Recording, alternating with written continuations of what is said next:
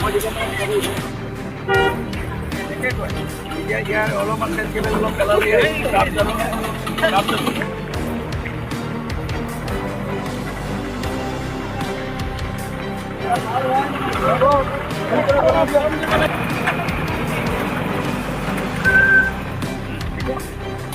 আপুনি কি কয়? হয়তো আমাৰ বেছি আমি ৰাতিপুৱা গধূলি চাকৰিলৈ আহোঁ। চাকৰিলৈ আহিলে আমাৰ এই ৰাস্তাটোৰ কাৰণে ভয় লাগে, ঘৰটো চিন্তা কৰি থাকে যে কেলৈ এনেকুৱা হৈছে। আৰু আমি চৰকাৰক আমি গোটেই দায়িত্বখিনি আছে, আমি তেওঁলোকক ভোট দিছোঁ, তেওঁলোকক খুলিছোঁ। আৰু এনেকুৱা যদি হৈ থাকিবলৈ হয় তেতিয়াহ'লে আপুনি কি কৰিব কওকচোন? এনেকুৱা ধৰণৰ এনেকুৱা হৈছে। এতিয়া স্পীড পাতি ভাগিছে, হেৰি ভাগিছে, মটৰচাইকেলৰ হেৰি ভাগিছে, গোটেইখিনি যে এই ৰাস্তাটোৰ কাৰণে হৈছে। আজি 26 দিনে হোৱা নাই আপুনি, সেইটো আপুনি নক'ব 26 দিন নাই হোৱা, তাতকৈ আগতে হৈ গৈছিলে এবাৰ। মই এক্সিডেণ্ট ইয়াতে হৈছিলোঁ, ইয়াত হৈ তেতিয়া 26 দিন হোৱা নাই নহয়। আজি 2-3 মাহ পিছত এইডোখৰ ভাল কৰাই নাই, চেইন কেবল পেলাইছে, হেৰি পেলাইছে।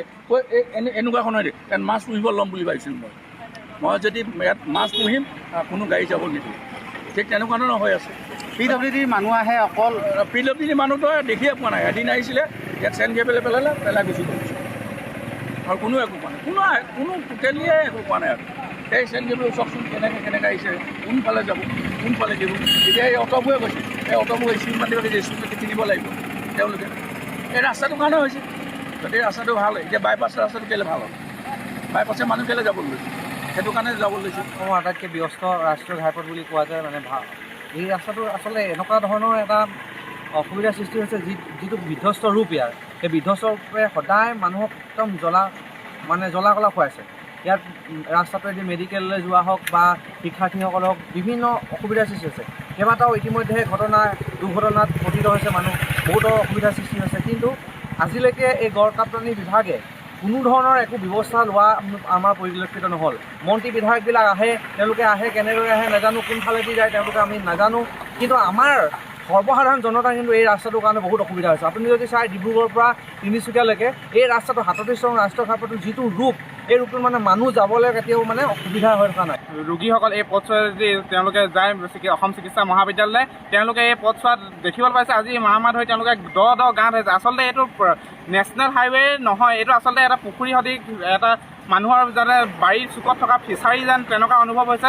মহাবিদ্যালয় ইউনিভাৰ্চিটি পৰীক্ষা হৈ আছে, তেওঁলোকে যাতায়াতৰ ক্ষেত্ৰত যথেষ্ট অসুবিধা হৈছে।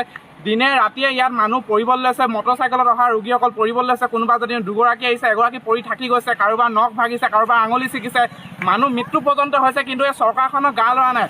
PWD নামৰ বিভাগ এটা যে অসমখনত আছে নে নাই সেইটো বিষয়লৈ কিন্তু চিন্তা হৈছে। বিভাগটো মৰি গ'ল নে আছে? তেওঁলোকে যদি এই ৰাস্তাটো যদি তেওঁলোকে মেৰামতি কৰিবলৈ যদি তেওঁলোকে একো উপায় বিচাৰি পোৱা নাই, আহক আমি আপোনালোকক পৰামৰ্শ দিম কেনেদৰে এই ৰাস্তাসমূহ ঠিক কৰিব লাগে। আমি পৰামৰ্শ দিম। আপোনালোকৰ যদি ইঞ্জিনিয়াৰসমূহ যদি শুই আছে, AC ৰুমত যদি শুই আছে, তেওঁলোক সাৰ পাবলৈ দিয়ক।